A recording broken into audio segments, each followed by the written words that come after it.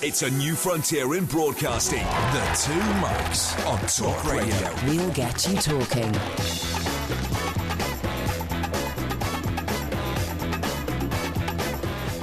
Good afternoon, I'm Mike Graham, he's Mike Parry. You're listening to the Two Mics on talkRADIO. It's the end of the week for me as I prepare to go sailing off into the wild blue yonder for a well-deserved holiday. Naturally, I'll be devastated to leave Porky behind to do the show on his own, but sacrifices have to be made. Coming up today, we'll be finding out why universities are getting desperate to fill their places with thickos, whether you can tell the difference between expensive wine and cheap plonk, and we'll be giving a new Aston Martin a bit of a spin as well. You can tweet us at the Two Mics, at talkRADIO, and you can call us, of course, on 0344 499 1000. Coming up later in the show, it's Ask Porky as well. So if you've never had a question answered live on air or a problem solved, now is your chance. You're listening to the Two Mics right here on talkRADIO. The 21st century dream team of dialogue, debate and discourse. The Two Mics on talkRADIO. We'll get you talking. Time to say a very, very good afternoon for the last time for a week to Mr. Mike Porky Parry. Very good afternoon to you, Mr. Parry. Yeah, very good afternoon, Mike. Thank you very much indeed for being here for today, but you won't be here, of course, for the next week. I will not. But I will be. You will indeed. I will be. Well, you won't be here for a week. You'll be here for the next 3 days. I'll be here for the next 3 days. Because then you've got other business to attend to. I have, in the north of England. Oh, yes. Involving Everton and Manchester City. Yes, well, you don't have to tell us what it's all about. We you can know, tell a because bit normally later. you're quite secretive about your various little missions that you go on. No. But you will be here holding the fort manfully for the next 3 days with the aid of the Porky tribe and various other attended guests. Absolutely. Who will need to call you on a particular number, which you may wish to give out. You're absolutely right. Here's the non-mangled-mouthed version of the number. I want you to call me, please, on the next 3 days, Wednesday, Thursday, Friday. And now remember, the Porky Army is mobilised, and I'm relying on you to give me all your views on all the things I'm going to be talking to you about. The number is 0344. That's it. 499. 1000. Correct. And I tell you what, if any of you are unused to phoning in to a phone-in show, then give us a call over the next 3 hours while...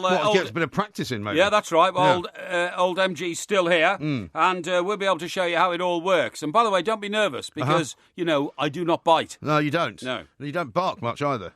But you are barking mad. Now, harsh. coming up on the show, we're going to be talking to a real host of celebrity-type guests, right, including Winebird is coming back in. Helena Nicklin is going to try and see whether you can tell the difference between a cheap plonk and expensive vino. But she's not She's not actually bringing the wine in today. She's not bringing it in today, no, because actually some of that stuff she brought in, because this became clear over the course of the next few days, it was quite expensive stuff. Yes, it was. You know, like upwards of sort of 12 quid a bottle. Sure. So I'm not quite sure what the supping wine scenario is going to be today. Yes. I, of course, have got to drive later, so I won't be able to have any of it, unfortunately. No, of course But I think there will be some profit to you to Yeah. see whether you can tell the difference between the cheap stuff and the expensive, very, very nice stuff. This is absolutely excellent. Now, what I was going to say to you was, I think we have picked on the right subject to open the show. Yes. I'm very worried about the you'd fact... like to think so. That's what we do for a living. Yeah, exactly. I'd like to think that, the universities in this country are the best in the world. Oxford and Cambridge are regularly at the some top of them the charts. might be. Some of them might be. But I'll tell you what, I'm worried that there are plenty of universities which are not only the best in the world, they're not even the best in Europe. Well, they're not even the best in this country. No. That's the problem. We've got too many universities now. Too many,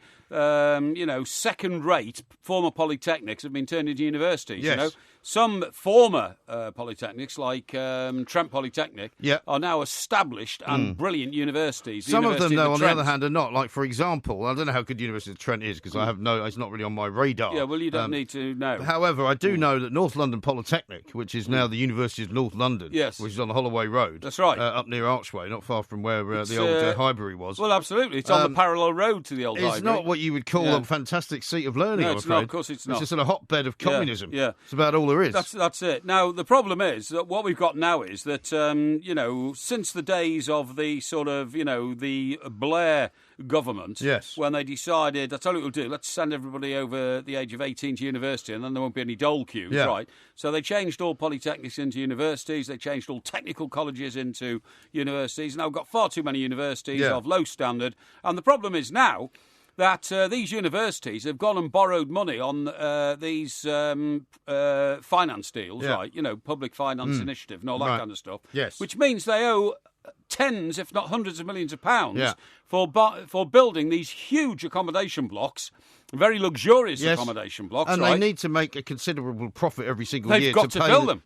Also to pay back that money, right? Of course they have. They've got to fill them and pay back that money. Now, what's happening now is, politicians, of course, never work in joined-up writing. So other politicians come along and say, I tell you what, we'll charge students £9,000 a year now to go to university. Yeah. Which means a lot can't afford it, so they don't go. Isn't it interesting how that happened as well? Because government said you can charge up to 9,000. Yeah. And they went, right, we'll charge 9,000. We'll charge 9,000, yeah. And not one sort of proposal that was put up there was knocked back because the government had to allow them to charge whatever they wanted. That's right, of course they did. Ridiculous. So what we've got now is we've got a situation now where there's too many universities, too many student blocks unoccupied, and all the universities now are acting like a commercial and capitalist industry, which is what education should not be. No, but you'd normally like that. No, not for education. Really? Education should not be a commercial and capitalist industry. But that's what it is. And now the universities are fighting amongst themselves to try and get their halls of residence filled. Yeah. And therefore, they are lowering standards to a level where any thickhead, and I'm glad you used the word thicko in your opener. I did borrow that one from you, I have to confess. Thank you.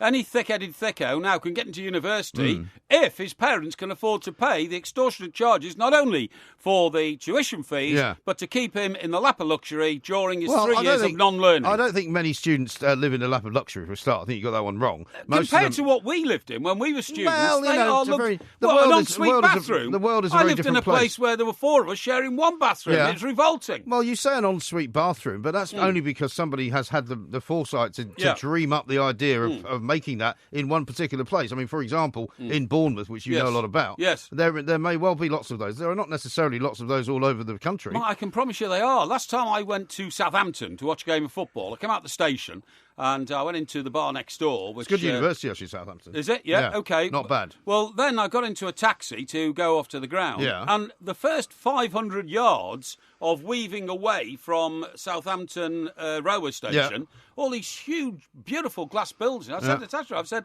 are these all like new apartments for sale? He said, no.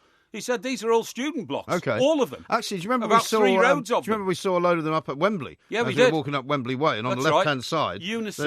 There was a big Unison sort of student block, right. wasn't there? I don't know what that was attached to. Well, it's not. Apparently, it's not the Unison trade union, which is called Unison. Apparently not. I don't know if it's affiliated, but it's a separate organisation which builds blocks of flats for students. Okay. And you're absolutely right. At Wembley, I didn't even know there was a university at Wembley. No, there are loads of them. There are loads of them. Yeah, but I mean, the trouble is they've now sort of stymied themselves because what they're going to find is that if they have, if they've got some kind of occupancy rate which is up around sort of 85, 90%, and they're not getting that, they're only getting 50%, then they do have to bring more kids in. That's and right. they do have to keep also more lecturers on the payroll to then teach them. Of course they do. It's a never-ending sort of chasing your own tail And what about these people who run the universities now getting huge salaries? Well, these vice-chancellors. These vice-chancellors, 350, 400,000. Absolute scandal.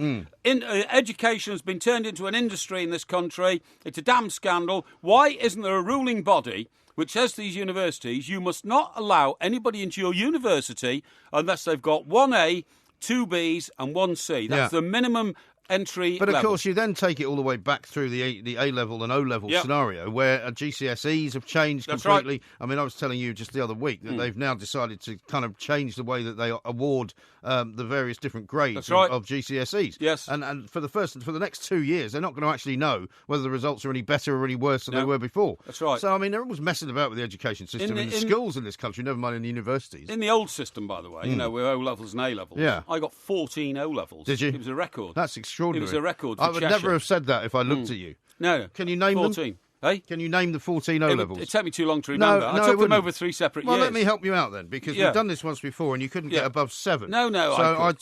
So let's go English language, presumably, right? Yeah, English literature. That's one. Yeah. English language, English lit. Yeah, maths. Presumably maths. Yeah. Presumably physics. No, I didn't get physics. No, I failed physics. No. You failed physics, Yeah, okay. failed physics, yeah. So you took 15. I took 16, actually, because I failed French as well. You failed the first French, time. Yeah. Okay. Right, so Latin. Latin, okay. Yeah, okay. Yeah. So then, social and economic history. That's not a true subject. Social and economic history. Okay. European history. What, as a separate O-level? Yes. That's rubbish. No, it's not. I'm not having it's that. Not. I'm going to put those together. No, and Euro history. And history. So you did 3 O-levels in 3 different forms of history. That is rubbish. No, it's not, because I studied history at A-level. Absolute cobbleros, right? No. All right, what about geography? Geography I got Geography, okay. Your Biology. Not very good. Biology, okay. Art. Art. You got art? Yes, I got art. Yeah. Well, it was about the 1, 2, 3, architecture 4, 5, 6, 7, of churches. 8, 9. That's 10. Music. 4 more. Music. Music. No way. I did. Did you? I got music. How did you? What was your music O level consist of as the exam? Huh? What was the exam? You see, just making it up. I can tell by looking at your face. No, it wasn't. You are now making it up. No, it was the history of the composers. That's why I know so much about Bach. So you did and history Mozart. of music, history, European history, and social economic history. Yes, I did. Yeah, I did. Yeah. No way. I did. All right, 1, 2, 3, 4, 5, 6, 7, 8, 9, 10. That's 11. Three more to go. That's 11. 3 more to go. 3 more to go. How about chemistry? I've got chemistry. Chemistry, history of chemistry, or just chemistry? No, chemistry. Chemistry, okay. Biology. We've got that. Counted that already. Oh, okay, already. Okay. In that case, you're running out now, aren't you? Oh, yes, I know. General studies. General studies. General studies. Was that history of general studies? No. It was general studies, right? This is rubbish. Did you get Christian studies? No. General studies. Did you not do that? I know the last one. Yeah, go on. Woodwork. Yeah, woodwork. O level. Yes, that's right. Yeah, I did. Yeah. What did you make for that? I made a stool. A stool? Yeah. What sort of stool? Well, Three-legged one? Yeah, three-legged one. Yeah, really? That's right. It was. Yeah, you screwed the legs into the seat of the stool. That's right. Yeah. So that's 1, 2, 3, 4, 5, 6, 7, 8, 9, 10, 11, 12, 13, 14. Thank you. According to you, these are the O levels that you got. Yeah. English language, English literature, mathematics, Latin, social and economic history, European history, history. Yes, that's right. Geography, biology, art. Yes. History of music, chemistry, general studies, and woodwork. Yes. Right, so here's my amended list. You failed French and physics, okay? I did, yeah. I'm going to take woodwork out because that doesn't count. I'm going to take general studies out because that doesn't count. I'm going to take history of Europe out, and I'm going to take social and economic history out. That gives you 1, 2, 3, 4, 5, 6, 7, 8, 9, 10. That still gives you 10 O levels, which is plenty. Yeah. You don't need to boast about getting 14. Well, I don't boast. I've got the certificates to prove it anyway. Well, let's bring them in then. Well, why? Let's see them. Better still take a picture of them. I have no desire to, big myself up in that area because it might embarrass youngsters today who are nowhere near capable of getting those sort of results. Do you know how many O levels I got? 5. I think it was 5. Yeah, I think 5. it was. Thickhead, yeah. How did you ever get to Bath University? Because I then got 4 A levels. Oh, did you? Yeah. What were they in? It was economics. Yeah. It was sociology. Economics. I forgot economics. I got economics at O level as well. Well, that means you got 15. So you're lying now. No. You're just outright lying. No. Sorry, go on. Keep going. What did you get your A levels in? I did economics, sociology, and law. Well, that's 3. I did 2 versions of economics because I took 2. Oh, I see. So I can't do 2 versions of history, but you can do 2 versions of economics. Well, you did 3. Yeah, I know. Well, I did over 3 years. Yeah. I did 1 in the 4th year. I did 1 in the 5th year, and I did 1 in the lower 6th year. Why'd you do an O level in the lower 6th? Because I wanted to improve my chances of getting to Oxford University, where I went for an interview at Brasenose College, Oxford. Yeah, for the job of janitor. No, you idiot. I'm not going to indulge anyway, in look, that. there's no way we can carry on like this. If this is the way you're going to run the show tomorrow, and I've told you started talking too much already, it's nearly 20 past 1. Well... This is Talk Radio. Indeed. The 2 mics on Talk Radio. We'll get you talking. Crazy, awesome. Crazy, awesome. Never stop and never die. Simon has tweeted in at Talk Radio. You can also tweet us at the 2 mics, of course. And if you want to get an Ask Porky sorted out, all you got to do is tweet us at the 2 mics and hashtag it Ask Porky. We'll be doing that a little bit later on in the show.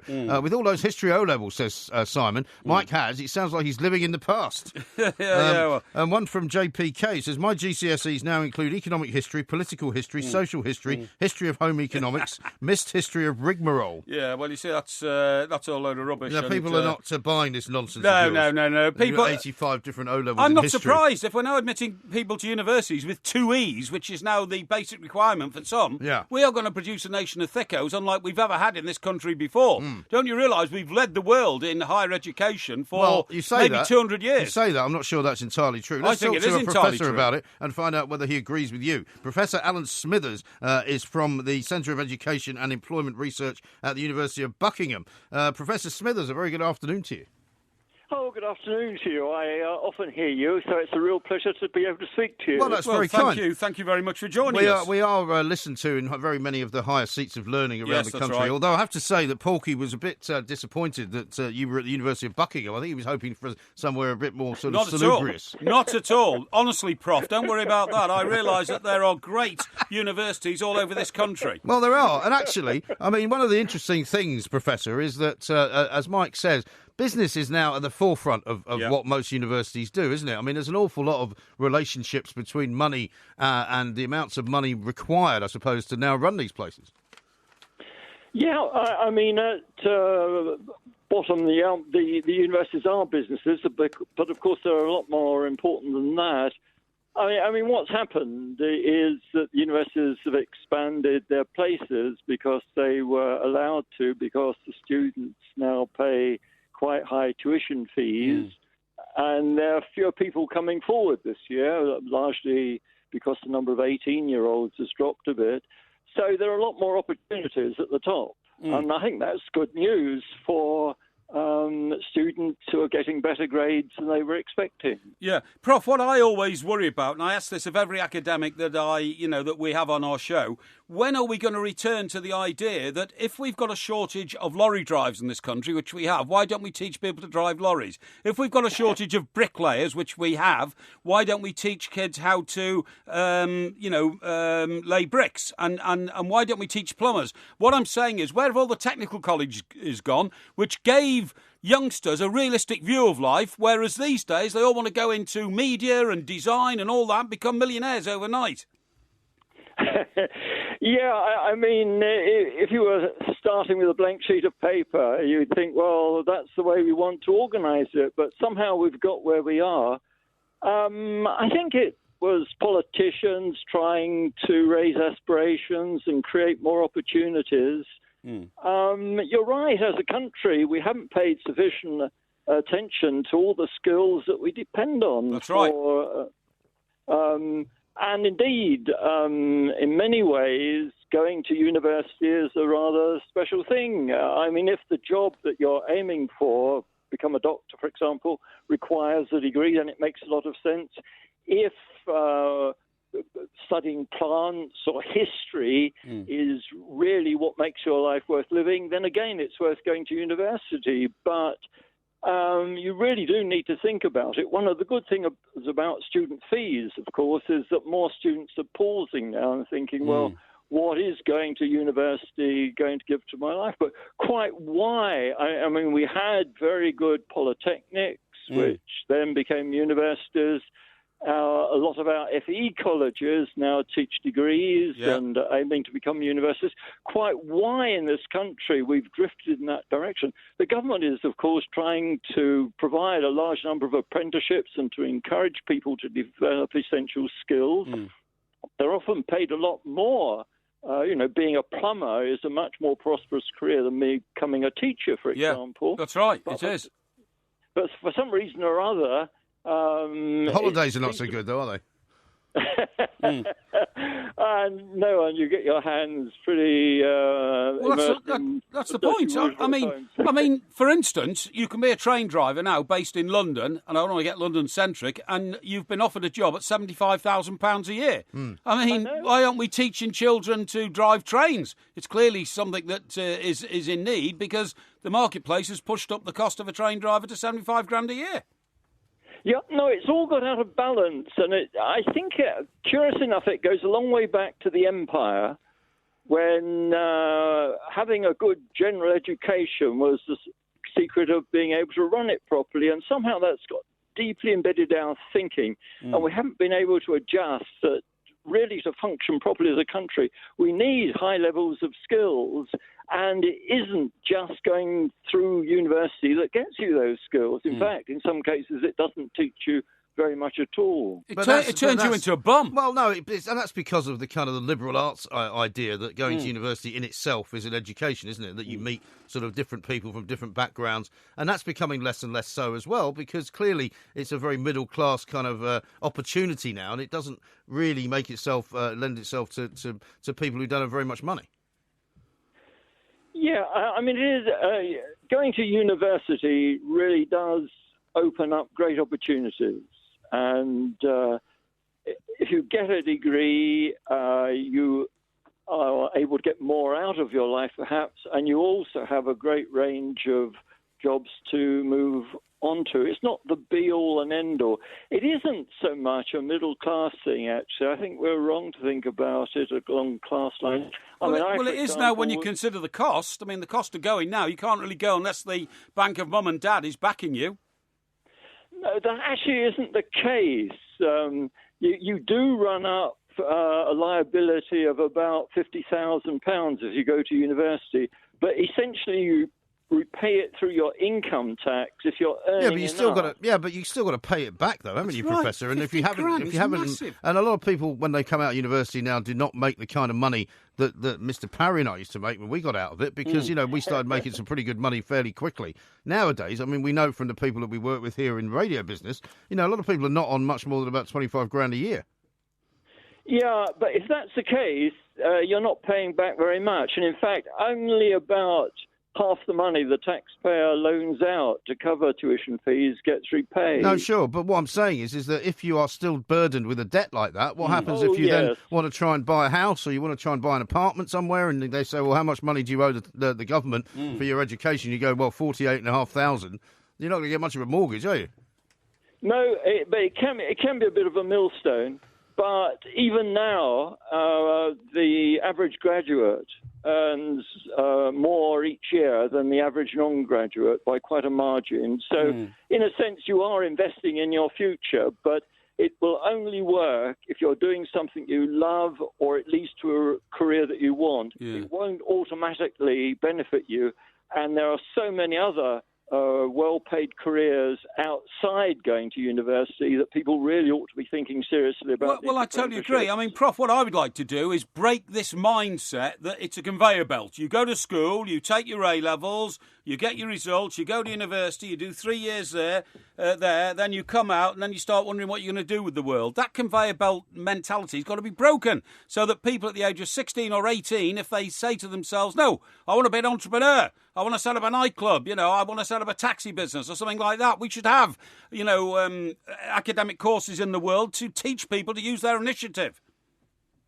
Yeah, I mean, you've got to remember, those final years at school are very difficult. You're being examined all the time. You're worrying about what you're going to do next. You also discovered drink and members of the opposite sex. That's what derailed me. Is that what? You had to wait till you were 18 for that, did you? No, I was 16. A late developer. That was 16, mate. I was 14, actually, on the drink. Yeah, well, there's no point in admitting to illegal behaviour. But you can see why young people just stay on the conveyor belt. Yeah, well, exactly. Let me ask you a question about the organisations themselves, Professor, and I don't mean to point the finger at the University of Buckingham, but if, for example, the numbers did drop sufficiently, say, to 80 to 75% of capacity or something, would some of these higher education establishments be in financial difficulty?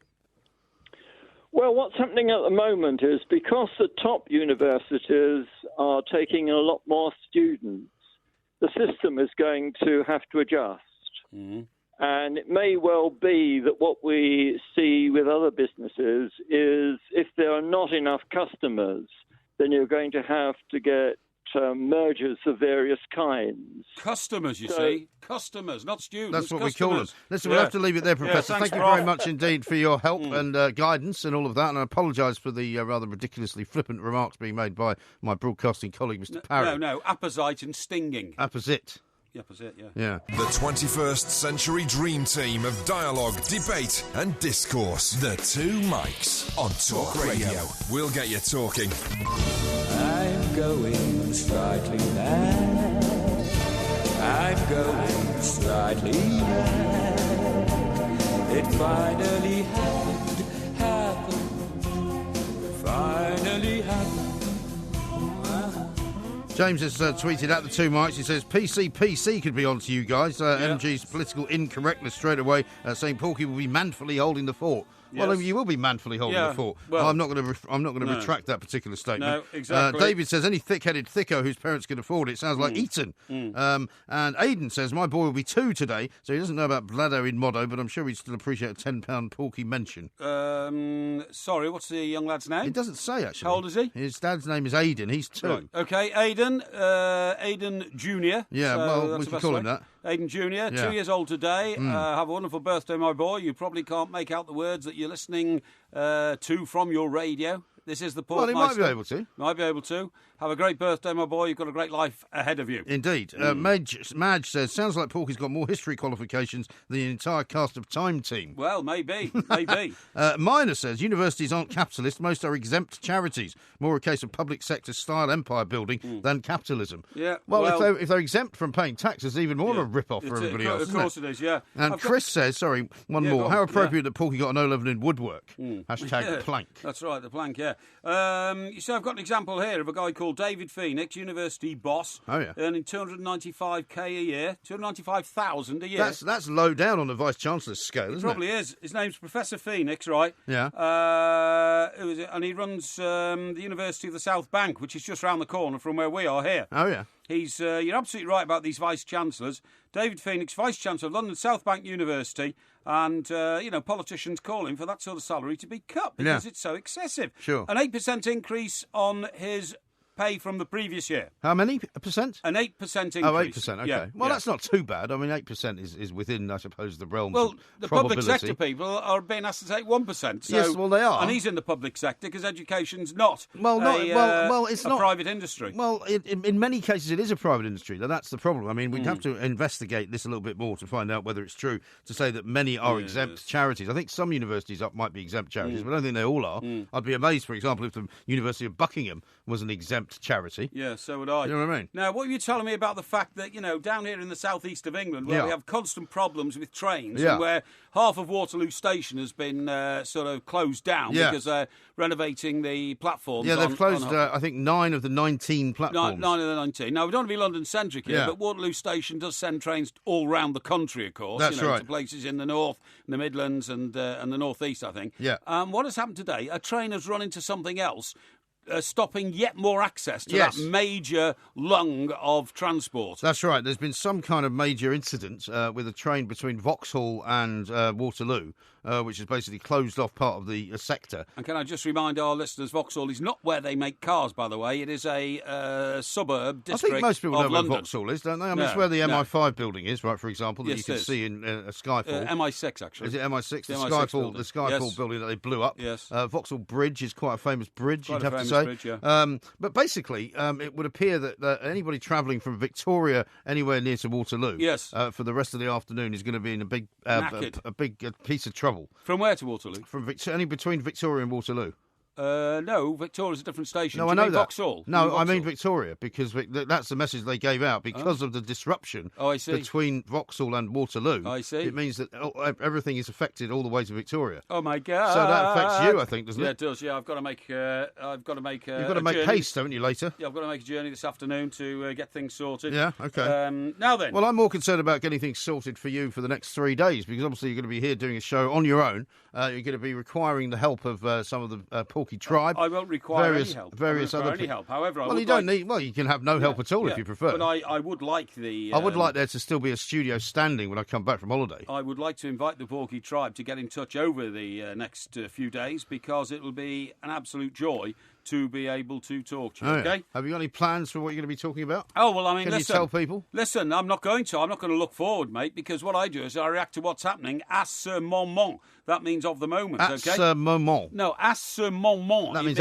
at the moment. That means of the moment. Well, it says at the moment, actually. Well, it means of the moment. But anyway, that will all come. Yeah, just to fill you in on a bit more detail on what's happened. The South West Trains train, so it will affect everybody who's on a South West Trains line, basically, all the way outside of London, has struck a Network Rail engineering wagon, causing the front carriage to come off the tracks. Yeah. There was a points failure, apparently, Tuesday morning. And it's not clear, they say, whether the incident is related to the huge improvement programme But it obviously is, isn't it? Because they've course obviously messed up somewhere along the line. Of course it is. Rail engineers and members of the emergency services were pictured on a platform next to the South West train, which came off the tracks this morning at around about 6 o'clock. Absolutely. 6 a.m. That's absolutely bad news So for it's anybody. very bad news for you. It's the very worst you. time for anything to happen in commuter world, 6 a.m. in the morning, just as the world is waking up. I know. Now, I'll tell you one thing I will be talking about over the next couple of days. You know that? they've made a new film about Laurel and Hardy. Have they? I didn't know that. Do you like Laurel and Hardy? I have to say, I haven't seen it for years, but when I used to see it in black and white and all that, I thought they were very, very funny guys. I mean, it's not laugh-out-loud humour. The piano film, where they're trying to move a piano up the stairs into an apartment building, is tremendous, don't you think? The Blue Ridge Mountains. Yeah, you don't have to sing. You can do all that tomorrow. Don't do it today. Anyway, look, what I was going to tell you was... Obviously, we'll talk more about it in the next 2 or 3 days when probably... Well, I won't. I won't be here. No, but Brian Viner will be. Well, you're going to spend this whole show sort of promoting your own show for tomorrow. No, I thought you said you wanted to do what was going on à ce moment. Yeah, but I'm going to give you a fact which is going to blow your socks off, really? Right? I see. How many times do you think Laurel and Hardy got married between them? Between them? Yes. Well, I know that Stan Laurel was quite the marrying kind. And I think he got married more times than Hardy. Right. But between them, let's see, I'm going to go for 10. 9, actually. No, that's You're not very bad. close. Stan Laurel married 5 times. He was from Glasgow, of course, Stan Laurel. Before he went to America? Yeah. Yeah, probably was. Well, no, probably he was. OK, Stan Laurel. And old Oliver Hardy, he was the fat one, wasn't he? He was. He married 4 times. 4 times, That's amazing. Well, Charlie Chaplin was quite renowned for his womanising, wasn't he? Yeah, I think he was. It might have been hang on. films. That's a bit unfair. What? Well, you've just referred to somebody who gets married multiple number of times as a womaniser. No, Charlie Chaplin was also a womaniser. Well, he didn't just get married loads of times. He was a womaniser. A lot of times. No, that's not the reason I said he was a womaniser. So you're suggesting now that Laurel and Hardy were womanisers? Well, just if you got get married married 9 times between them? I would say so, yeah. Why? Well, that's very unfair. Well, I'm getting a nod from a man who's in here fixing something, by the way. He's agreeing with me. You see, nobody agrees with you about anything. No. Listen, if a marriage doesn't work out, it's sad. How do you know anything about marriage? You've never been married. Because I don't know anything about it. I did never want to subject anybody to the pain I don't blame you. And the disorder of a failed marriage. Of being with you.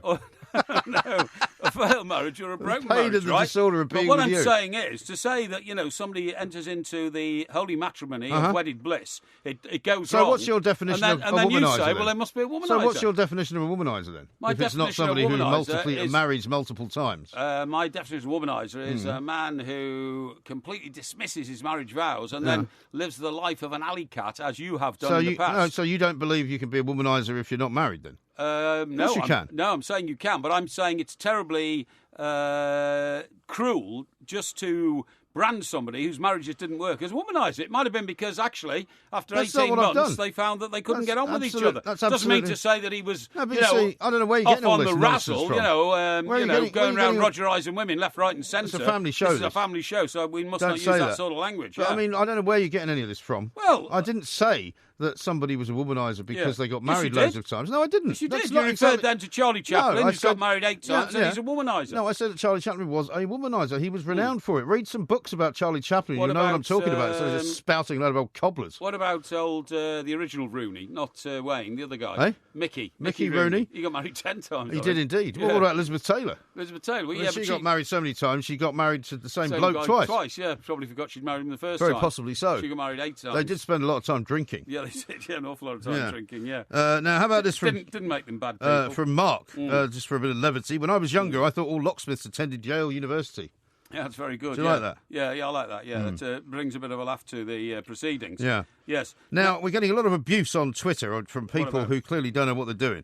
I don't know why, but some people, for some reason, love to listen to our show and then slag us off. Yes. Right? There's a guy called Phil Cooper here, right, who sent out, he says, this is what he's into. He says, my opinions are my own, sailing, MotoGP, Spurs, Valencia and Argentina. Somebody has commented underneath that little video we put out just before we do the show. Yes. Right? And he says they're even worse in person. Really? Yeah. What does he mean by that? I don't know what he means by that, but I think it's actionable. I think we may have to sue him. Yeah, really? So you'll be hearing from our lawyers, Phil. I think you will. This is Talk Radio. The Two Mics on Talk Radio. We'll get you talking. Where is my mind? Where is my mind? Where is my mind? This is Talk Radio. We are the two mics. We've got... Radio. I nearly said... well, you know, it was a real nightmare, actually, on Saturday, because not only were we doing Talk Radio all week, yes, then did Talk Sport, and then later on in the afternoon was Talk Sport 2. Yeah. It's quite difficult to remember where you're supposed to be. Is. But anyway, never mind all that, because now we're about to give you a wine test. Yes. And we've got the beautiful Helena Nicklin, who is, of course, the wine bird. That's right. Or wine bird, is it, Helena? Would you prefer wine bird or the wine bird? Just wine. One word. Yes, okay. Just wine bird. Okay, well, you know, I'm delighted you've been able to join us. I'm sorry that you haven't been able to make it in this time because it was a lot more fun when you actually came into the studio. But I hope it's not because of you're fearful of anything that might have happened when you were here last time. No. Don't worry about Quite safe. No, good, excellent. Now, the story we're looking at, right, is the one in which people have been told, and I tend to agree with them, that people can't tell the difference between very, very expensive wine and very, very cheap wine. Is that true? It's absolutely true. Well, we've thought that in the wine trade for years, anecdotally, obviously, but it's nice to have it proved by science. It really is. Now, the thing is, what happens here, Helena, is that what people do is, apparently, they invite you round to a dinner party, okay, and they deliberately leave the little tab on the bottle that gives you the price because... if that is on the table and somebody sees, oh, this bottle of wine costs £42.50, they actually, when they pick up their glass and taste it, believe it tastes better than if that little tab said £5.75 from Tesco's. Now, that's a psychological thing, isn't it? That's got nothing to do with the wine. No, you're absolutely right. I mean, if a brain is primed to react, the chances are it will react. And price is definitely one of those things with wine. But as is the weight of the bottle, whether it's under cork or screw cap, it's not just wine, and it's not just price, actually. And what about the colour of it as well, and the way that it looks? Because a lot of people will, for example, give you a red wine, having decanted it out of the bottle, and make a big thing of the fact that the air can get to it. I've decanted the wine, and you go, oh really? Have you decanted the wine? And actually, all they've done is they've poured it out into a decanter, which is not quite the same thing, is it? A decanter hides a really rubbish bottle in the label. Yeah, it's a really good idea. Absolutely right. Could be a cheap. But what about like the muslin cloth and all that? I mean, for a lot of wines that have got a lot of sediment in them, do you have to do that, or does it not matter? Well, if you're really good at decanting, you don't need it. To be honest, wine pros don't tend to use many of these things anyway. Right. Yeah. I think we better get into a bit of tasting. Now, I've got two wines here. I've got two wines here, Helena. Yeah. Now, you brought some beautiful wines in the last time you were here. And in fact, some people were saying, oh, that's a bit expensive when you revealed what they were. Yes. But I've got two wines here for Porky to taste, right? Yes. One is in a glass very clearly marked A. Thank you. Okay, now I'm going to have you drink that one first. Right, is that marked A? That one is marked A. Show it to the camera, if you wouldn't mind. That one is marked A, and then this one is marked B. They're both white wines, Helena. Yeah. You'll be able to watch this later. Why are you drinking that with such an affected sort of finger scenario going on? Well, it's to let the wine roll off my tongue. Yeah, you're holding it in a very effect manner. better. Now, that I know for sure is a Sauvignon Blanc, okay? Do you? Yeah, Okay. so I'll put that down. We'll put the Sauvignon Blanc down. Now I'm going to ask you to drink the section. Just have a little sip of tea. Some tea. Just to clear the palate. I'm not sure that's what you need to do, actually. I don't think tea cleanses the palate. I should have got you some... Yes, it does, yeah. Some sorbet, if you want it. Okay, now a here's B, please. A B. Okay, now hold that up to the visual artiste. Right, here we go. Okay, now try the B, and I want you to tell me if that one is more expensive or cheaper than the other one. Oh, actually, the second one's a Sauvignon Blanc. Is it? Definitely. Okay. First one was not. Okay. First one was a Chablis. Okay. Now, I'll just have another sip of this. Hang on. All right, go on. Which one would you say is more expensive? Without a shadow of a doubt, the more expensive one. Yeah. Although I prefer the taste of the first one. Yeah. The second one, B, is the more expensive. Incorrect. No. No, well, in that case, I've got my glasses the wrong way around. No, you haven't. Sorry. No, because you were right about the Chablis, but unfortunately the way this was set up was not quite correct, because they brought the bottles in as well. So you could see that one bottle was a bottle of Chablis. But the first one, you might know... No, I didn't. I didn't notice that at all. Oh, really? No. Oh, okay. No. Right. Well, it hasn't been quite as effective as it was last time. Now, Helena, the first one is a Louis Moreau Chablis. Which you'll know is retails at approximately... I'll just double-check the first one. Okay, you carry on. I'll just swoosh my mouth. He's going to be away with the fairies again in a minute. £18.80 for a bottle of that, which is quite pricey for a white wine, isn't it? Well, not for Chablis. It's one of those where, it's well known to be very good and there's not that much of it. So. No. Now, do you remember what we learned about Chablis when Helena was last here? Yes, that it's part of Big Family. What? The Chablis. The Chablis. A big family. It's, What, even like the Sopranos? It's a Pinot, isn't it? No. No, isn't it? No. It was. Or sorry. He's got no short-term memory at all. Sorry, is a Pinot a Chablis? Is that what it is? No, a Chablis is a Chardonnay. A Chardonnay, that's right. That's what I meant, yeah. Yeah, that's okay. right, yeah. So your information was not lost on him, obviously. No. Now, the second one is far more up Mr. Parry's street, because this is the kind of rubbish he drinks on a daily basis. Pinot Grigio Venezia. £5.74. Yeah, lovely. I love it. Well, you see, that's my... You like that? You thought that was a more expensive one? Now, Helena, I'm not a wine snob, OK? I'm a man of the people... You are a snob in general, though. Excuse me. I'm a man of the people wine drinker. And if I go into my local Wetherspoons...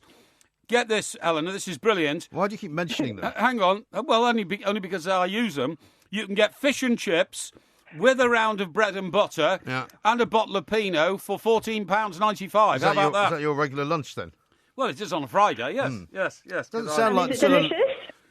Well, I think it's very nice. You see, what I would say is, Helena, you have an acquired taste because you're a wine expert, right?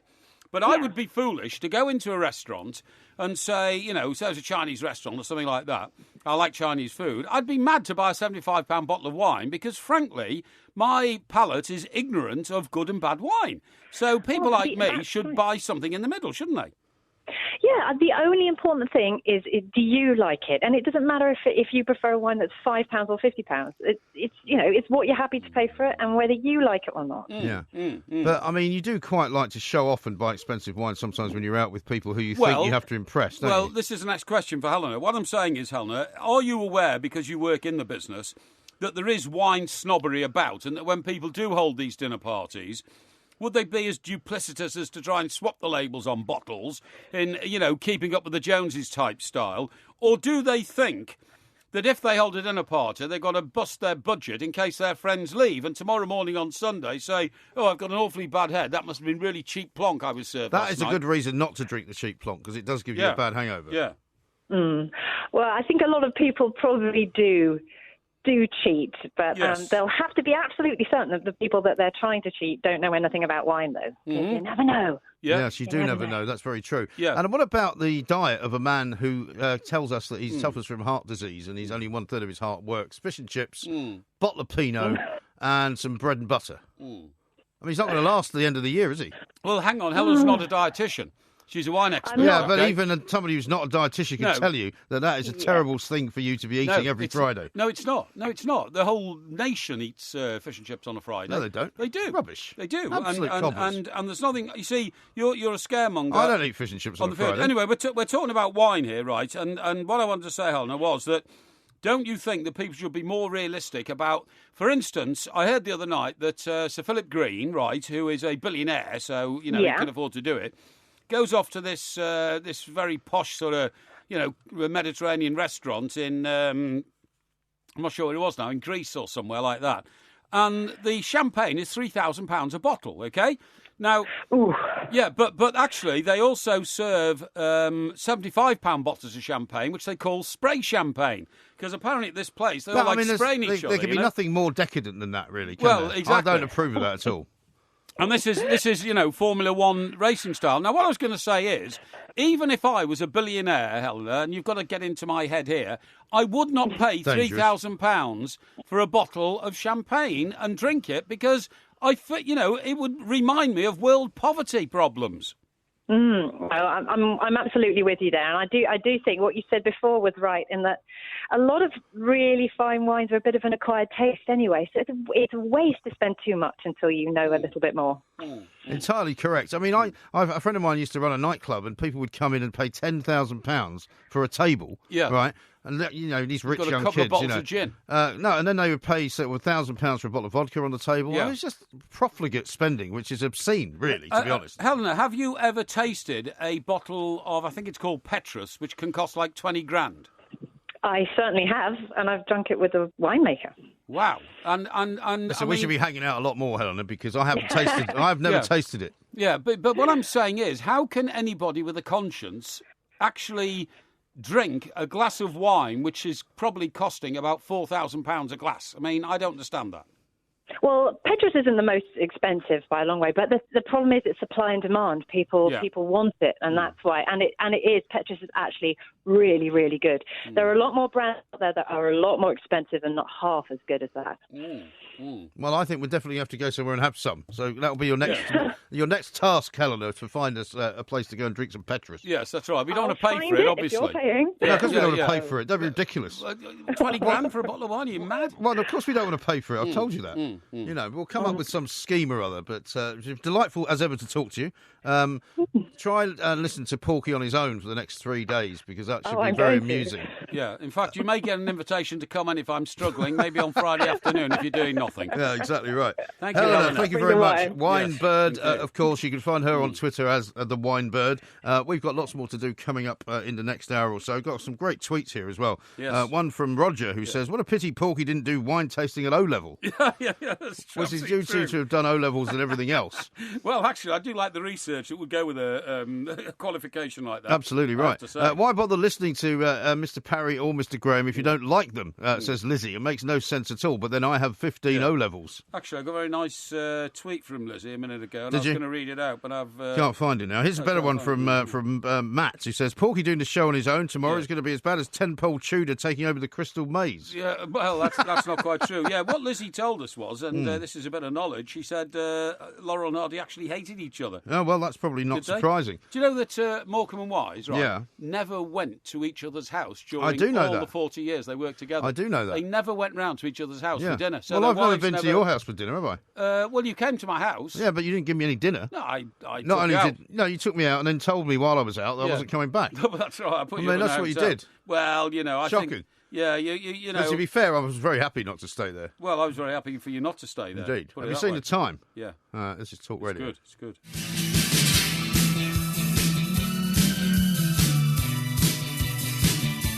This is talkRADIO. We are the two mics coming up in this hour. We're going to be going down to Cornwall to speak to Jeremy Rathall, who's the CEO of Cornish Lithium. You were having a go yesterday about how lithium mining is going to be going on down in Cornwall. It's going to ruin the sort of the landscape. It's going to ruin the atmosphere of the place. It's going to be horrible. I think what you've got to remember, Mike, is that following the very successful series of Poldarks, there's been 3 of them now, Cornwall has become, one of the most cherished areas of this country. But it's always been, really, hasn't it? I mean, it's been quite a trendy place to go for about the best part of the last 10 years or so. I mean, David Cameron was going there when... hang on. I didn't say trendy. I said cherish. Yeah. One of the most cherished, because it's one of the last wildernesses in this country. You know what I mean? Well, I wouldn't say that. I mean, you go to Scotland, you've got an awful lot more going on up there. I totally agree. There's a lot more wilderness. Yeah, but sort of Cornwall is our sort of, is our wilderness in England. Maybe. You see what I mean? By the way, do you know what I watched? I watched one of those shows that you used to watch, Shetland. Shetland, yeah. Last night. Oh, did you? I started watching Shetland. Oh, did you watch the first episode? I started watching, the first series. Yeah. So the first 3, I watched actually 3 of them. Wasn't it brilliant? I thought it was very good. I thought it was brilliant. It's where they put a guy on the witness protection order and they take him to the Shetlands. Yeah, they do.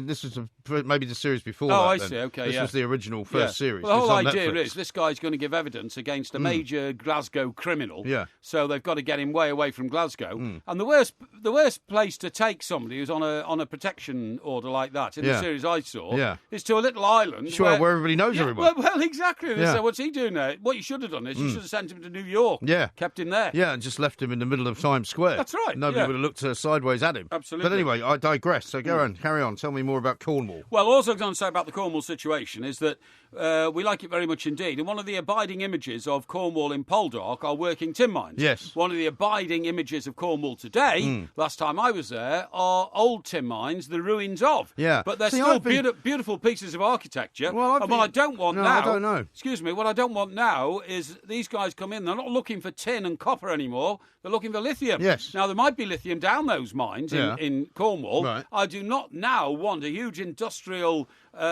programme to be instituted back into Cornwall to dig lithium out of old mines. But one, I'm sorry, it's none of your business for a start, and two, it is I'm my sure business when we speak because it's not going to work. When we speak to electric the CEO, cars will not work. Well, you're talking rubbish because when the CEO of Cornish Lithium comes on, I'm sure he will put any fears that you may have to rest about what's going to change about the landscape. Because in the end, I've been to Cornwall many times. I don't remember seeing really, to be honest, many of the old tin mines. Oh, I do. I love them. Well, I've never seen them. I went for a walk around one. It was great. Did you? Yeah, yeah. Well, if you like old mines, then why would you not like new mines? Because the old mines will be replaced by new drilling technologies to get the lithium out of the ground. You are in favour, however, of fracking, aren't you? I am very much in favour of fracking. You don't mind how that scars the landscape? Fracking does not scar the landscape. It does. No, it doesn't. Of course it does. No, it doesn't. And let me tell you this, for a very, very small... How do you think they do fracking, then? For a very small area of the surface area of a couple of fields, you can drill down and release huge amounts of energy from within the earth. No, I know, but also... Lithium has to be scraped out. But they have to generate the energy to fire the water into the levels of ground totally underneath. Agree. So, I mean, that is a very industrial-type exercise. It's on a It'll be noisy. On a very limited site, believe me. But it'll be very noisy. Well, you think they're putting up a fracking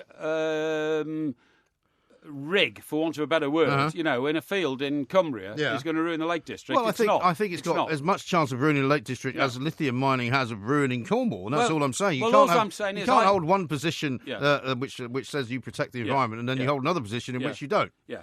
Listen, doesn't make any sense. I have absolute admiration for anybody who goes into a commercial operation and takes a risk and invests money for some future project which is going to advance technology in the world. But I don't believe in electric cars. It's never going to happen. See, that's why you don't believe in lithium mining. It's nothing to do with the actual mining. It's nothing to do with saving the environment. You just don't think it's ever going to happen. I don't think it's ever going to happen. Of course it will happen. So therefore, you're scarring the land unnecessarily. Absolute rubbish. How about this from Josh? He says, I think you should do Postman Pork today. If Porky does it on his own, it may get out of hand. He may never stop opening the letters. No. He won't get out of hand at all. Don't worry about that. The point is, with Postman Pork, most of the letters are those that need a compassionate response. I see. Whereas you're always trying to encourage me just to open the ones that have got goodies in them so you can take something home. It is absolutely true. Absolutely incorrect. Another one of your lies. Wilkie says this, looking forward to the highly emotional parting at the end of the show today. Yes. I've got the hankies ready. Yes, well, you should have. I wouldn't worry about that, mate. I don't think you're going to need any hankies. Now, I've had some talk from a lot of people, some of those inside talkRADIO, some of those from inside our sister station TalkSport, some of them from generally people who follow you and I, who say that I was so desperate without you this time last year that I followed you out on holiday. That's true. And you did. Your family holiday. You did. You turned up in Mallorca. We know that is completely untrue. You did turn up. We know it's completely untrue. Well, you did turn up in Mallorca. I turned up in Mallorca because we had things to do. Well, no, you rang me up and said I want to come out for a day, so I said, well, go ahead, help yourself. I didn't. I did not invite you there. We had a few commercial obligations which you had to do, so I got out there. I got on a plane, a British Airways plane from. Do you know we've got Jeremy Rathall now waiting to speak to us? I want to talk to him I'll tell you about Mallorca a bit later. Tell us about Mallorca after this, because Jeremy is a very important man. He's the CEO of Cornish Lithium. I'm sure he's very busy, so you can't leave him just hanging around on the line. You certainly can't. While you tell some rubbish story about Mallorca. Oh, that's nice. Jeremy, a very good afternoon to you. Good afternoon. I've been enjoying the banter. Hi, Thank Jeremy. you so much for joining us. Now, Mike Parry is what I call a flat earther. He doesn't believe in electric cars. He doesn't think electric cars are the future. He also believes that mining for lithium in Cornwall is going to scar the landscape horribly. Could you kind of put him right on a few things, please? Absolutely. Well, I can firstly put him right on the electric cars thing. I mean, I'm firmly of the view, and if you look at virtually every single day in the press, more reports of electric cars taking over the world and rapidly growing. And so obviously the key ingredient that goes into electric cars is lithium. So that's where my story starts, where I sort of started recognising that trend, started looking around, found that there are extensive records of lithium in Cornwall, and that's what we are pursuing. But as for ruining the landscape, absolutely not. I mean, all we'll be doing is drilling holes like a water well to extract this water containing lithium from geological structures quite deep down in the ground. So no, there's virtually no impact on the surface at all.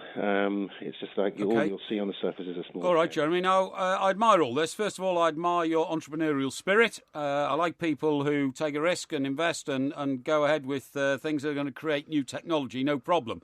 I'm also delighted that presumably it will give a very big boost to the economy of Cornwall, which is one of our poorest counties because, it's been based on agriculture. However, can I just say that long term, I'm not sure that electric cars are going to work or going to be the answer, because nobody will tell me the answer to the question I keep posing. Where are we going to get the enormous amount of electricity that's needed for every car in this country to be fired by batteries by 2040? We'd have to build the equivalent of 10 nuclear power stations, and I don't think anybody's thought it through. I don't blame you in your position for contributing towards trying to catch in on the fad. Well, yeah, okay. Why not? You should. Yeah, go on. Let me tell you the answer. The answer is, by that stage, everyone will have a solar roof. So they'll be generating your own power. A solar roof? Yeah. Well, why haven't we all got a solar roof now, then? Because now, only now as the solar technologies come down so cheap that you can actually afford to have a solar tile, solar roof. The new Tesla solar roof just looks like ordinary roof tile. So you would have your roof would generate your electricity. Why doesn't the roof of a car generate electricity? That's coming as well. That'll come as well. I've told you before about Toyota, who are working on actually an electric road. Where as you drive the car on the road... You mean a solar-powered road? Yeah, well, you'll basically be able to charge the car as you drive it. Okay, all right. Because there will be a technological advances. All right. Now, hang on, Jeremy. I could see that happening in Israel. I was in Israel once, staying in a very high room in a hotel, and I noticed that everybody had on their roof a water tank which was heated by the sun. That's where they get the hot water from, Yeah. So fine, that works in Israel, it works in Libya, it works in the Middle East. It doesn't work in this country. Look what a disappointing summer we've had.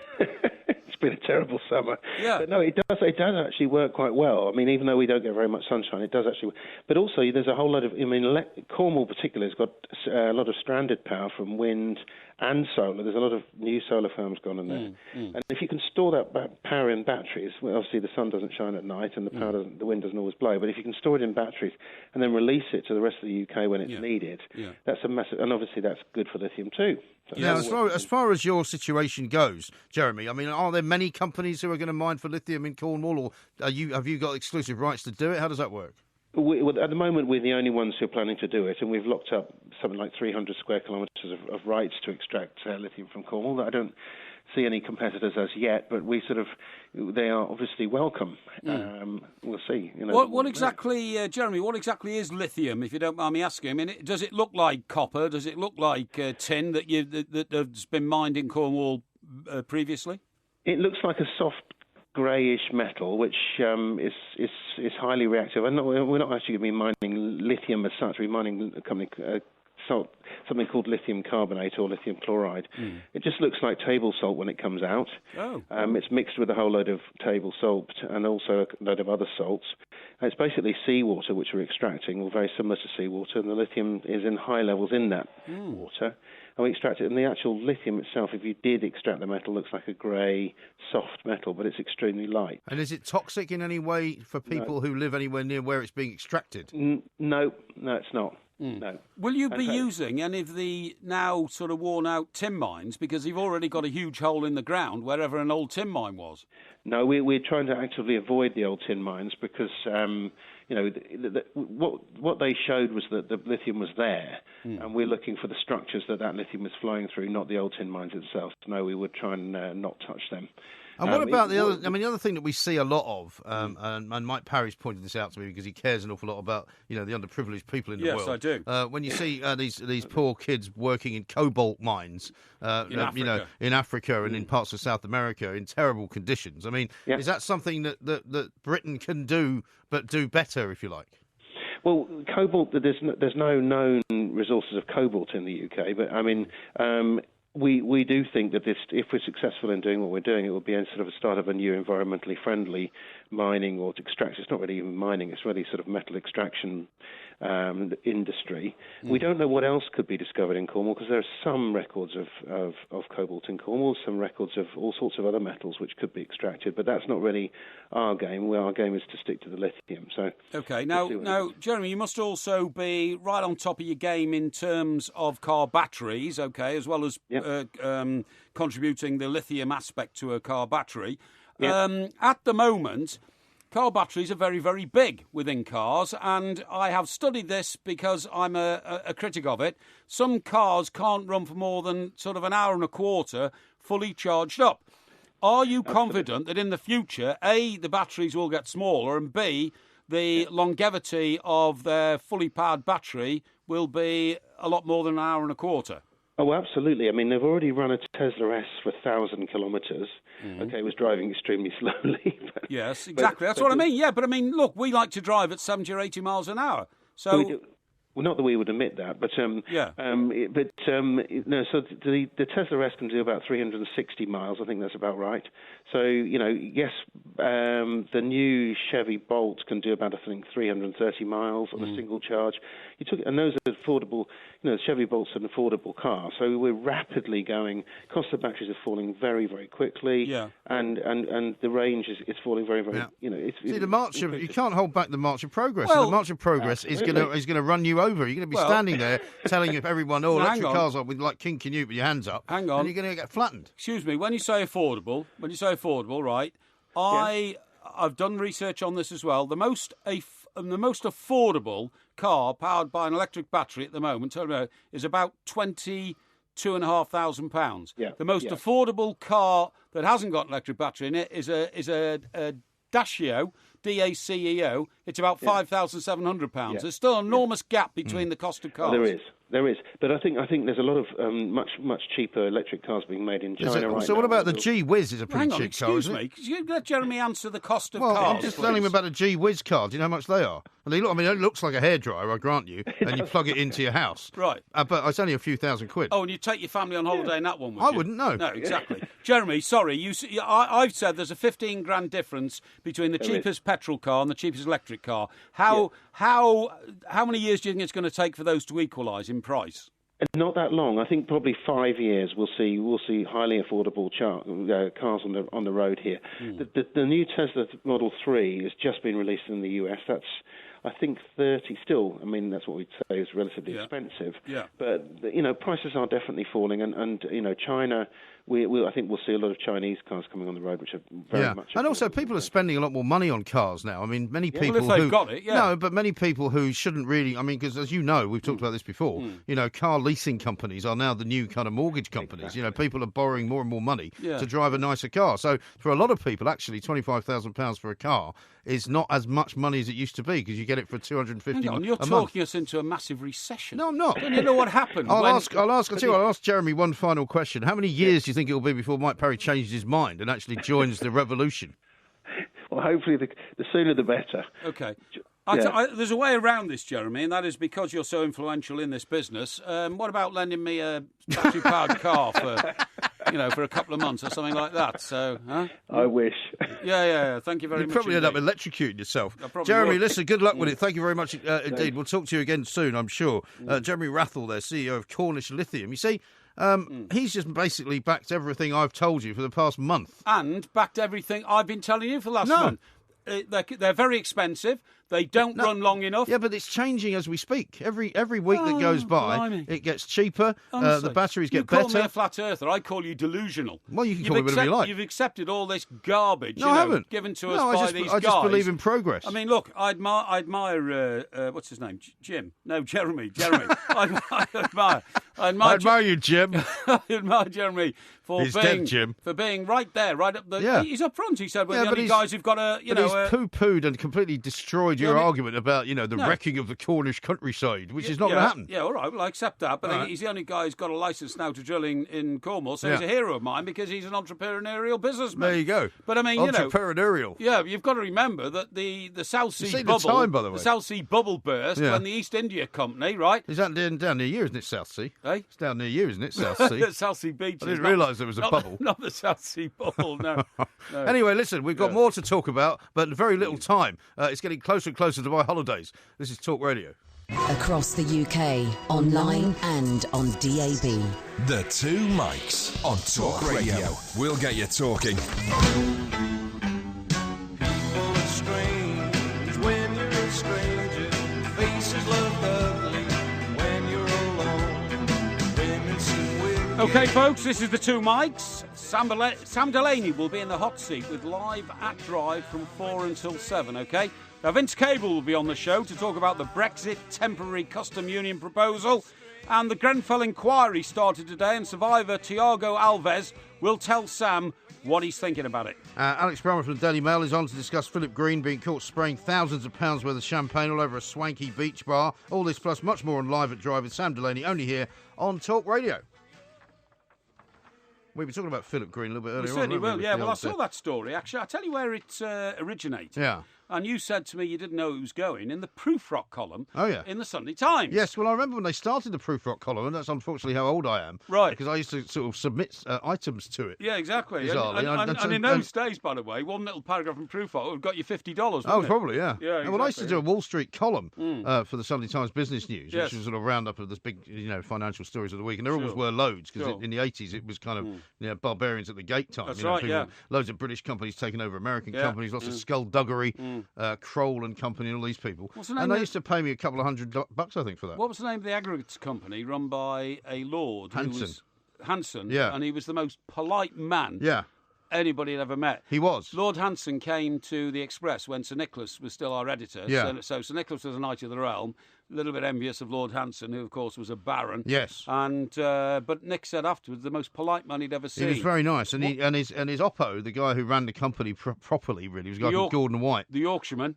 Gordon White, who was a very ruthless guy, but also charming. Very charming. Ruthless, charming, and also had a collection of very young girlfriends, didn't he? He certainly did. He was always in the sort of the society pages, as they used to be called. And he was about 6'5", and he was a regular, I think, at the Playboy Club. Yes. And but very successful at what he did. He was. We'll come back to that, actually, because I've got a good story to tell you about Hanson and a private jet. But right now, though, we're going to talk to Jim Holder, who's editorial director of Autocar, right? Because you've always expressed an interest in having an Aston Martin. I'm going to get one. And I know you're going to get one, but this is not an Aston Martin as you would know it. No. And we're going to ask Jim why. Jim, a very good afternoon to you. Good afternoon. Thank you very Jim. much indeed for joining us. Now, lots of people would love to drive an Aston Martin, but I for one, did not know that they did anything other than just make cars. Absolutely. I think it's a sign of the way the car industry is going, that it's trying to broaden its reach, and a lot of the brands are trying to expand into other areas of our lives and lifestyle. When you look at a company like Ferrari, it now makes more money from other activities than Aston Martin makes from selling cars, and that's because the brand, it can be stuck on a teddy bear just as easily as it can be stuck on a theme park in Abu Dhabi. Sure. And Aston Martin is heading in that direction. Well, I mean, that's absolutely amazing, Jim. I know what you mean about the branding thing, because, it started, didn't it, with people who wore Adidas shoes suddenly advertising the shoes because of the 3 black stripes and all that kind of stuff. But what we're talking about here, Jim, takes it even one step further, and this is that Aston Martin, as I understand it, now I live down on the south coast, I live in Gosport, and it's right on the Solent, and I was astonished to hear from people around there that this week they've been testing an Aston Martin speedboat. And this thing costs over £1 million, and it's now part of the Aston Martin business. Does this mean that, as you've quite rightly intimated already, Aston Martin may in the future just be a great brand name, and that they could start making anything, really, after the cars, after speedboats? What comes next? Helicopters? Well, I think you may have a point. I think the one key thing to say is that the business needs to be anchored in what made it famous, and of course that's the cars. And the cars, particularly being in those Bond movies. And I don't think Aston Martin's about to stop making cars at any point, or indeed take its core business away from it. But if it can get involved in projects that build the brand, then it certainly will. And these boats are one example. Starting price, £1.2 million, speeds of up to 50 knots. They're impressive pieces of kit. And of course, they're not made by Aston Martin, but they're designed in conjunction with established boat makers. But also Aston it's just put its name to a housing development in Miami. No. It's designing the interiors of these houses and flats. So you can see exactly what you're saying, the spread of its brand and the use of its qualities. It's famous for luxury interiors. Yeah. Why not apply that to cars and to homes? Well, I tell you what. Does it have an Aston Martin engine as well, or not? The engine, the boat, no, it has some nautical engines, so that they haven't actually. They're more involved in the design and the styling of it than they are the propulsion. Okay. Yeah, I'll tell you what, Jim, you will know the answer to this one. Do you remember about 30 years ago when we were all buying, or some of us were buying, sort of Ford Capris and all that? Weren't you the top of the tree if you had a Ford Capri Gear? And wasn't Gear was the word, wasn't it? Was that an Italian sort of design company or something? Absolutely. Gear was a styling house. Another one that may be familiar, and certainly more familiar to younger listeners, would be Vignale, where you used to have a Ford Vignale, and actually they've just brought that name back And exactly the same, an Italian styling house. Ford have now brought it back for their absolute top-of-the-range luxury models. Wow! So yeah, I think I had a Ford Sierra Ghia at one point, which was about the most unclassic car you could ever wish to drive. Yeah, it was absolutely horrendous. You could, like a box. Yeah, that's amazing. Fortunately, my ex-wife wrote it off in Swiss Cottage. Well, she's wrote a few other cars off for you. But Jim, this development you just said in Miami. So we're talking about here about a real estate block which has adapted the Aston Martin name, presumably, so that people think this is very, very high quality housing. Absolutely. I think you have to think in terms of what associations you make when you hear the name. And I don't know about you, but I hear Aston Martin. I think absolute quintessential British luxury. Yes. Very high-end interiors, very high-end engineering. Top of the range quality. Yeah. And I think if you apply that to a residential block in Miami, you probably are adding noughts onto the price of the property. Yeah. And hopefully you are getting an interior that lives up to the model and the make's reputation. Yeah. But is there not a danger as well, Jim, with like particularly with Ferrari that you were talking about, teddy bears? I mean, it's one thing to do, boats and high performance vehicles and high end apartment buildings, but to do kind of teddy bears and shoes and scarves, is there not a danger you water it down a little bit and you just make it kind of so unexclusive in a way that anybody can have it? Absolutely. I think it's first of all, it's one step at a time. You have to build these things. Ferrari obviously has a massive decades-old history of winning world championships, all the mystique of the brand and being owned by an individual, and then being grown into this mega brand that can now do, as we say, these things that absolutely, it's hard to draw a luxury link between a teddy bear and the Ferrari brand, but it does work and it makes them a huge amount of money and people want to buy these products. So much as we may laugh at the idea of spending £70 on a teddy bear with a Ferrari logo, people do buy them and they do make an awful lot of money. As I say, they make more money from that side of the business than Aston Martin makes from selling cars. So it's a case that it does work. It does appeal to a niche of people. It can make a lot of money, but you have to do it credibly and over time, and you have to earn your spurs. And I think that's why you see Aston Martin getting involved in other projects, such as Formula One racing with Red Bull, where they can both broaden the brand's appeal around the globe, but they can also keep building and keep resonating all of that heritage that they have. You look at the cool brand surveys that measure the brand value. Aston Martin, above all car makers, usually comes out on top of them. And of course, they do not want to dilute that coolness and that real sort of ultra rare appeal by going too far too fast. That's absolutely right. Has Aston Martin got any near competitor, Jim, in this country for that style of, you get to the very top, you buy an Aston Martin? The only reason I ask is that outside TalkSport Towers for the last couple of days or couple of weeks, we've had a Jaguar F-Type parked there, but a very, very high mark of Jaguar F-Type. It's a sport, isn't it? It's like a sport. It's a beautiful looking car. The lines are fabulous. The wheels are fabulous. All that kind of stuff. Looked at it and looked at it with envy. I mean, are other companies trying to challenge the Aston Martin supremacy? Absolutely, they are. I think the Jaguar analogy is an interesting one because you do have there an absolutely stunningly designed car with an absolutely incredible V8 engine at the heart of it. Right. In many respects, it's a performance match for the Aston Martin, but even that Jaguar can only sell it for probably 2/3 of the price of Aston Martin because the draw of their brand is not as great as Aston Martin's, and obviously they have higher volume aspirations. But if you look at car makers like McLaren, they are absolutely up there with Aston Martin. They actually sell, I think, more cars than Aston Martin now. And in this country or worldwide? Worldwide. So, I mean, you are talking between 5,000 and 10,000 cars for these brands, perhaps even a little less. So, and that's globally. Yeah. But absolutely, Aston and McLaren would be vying in the UK sales.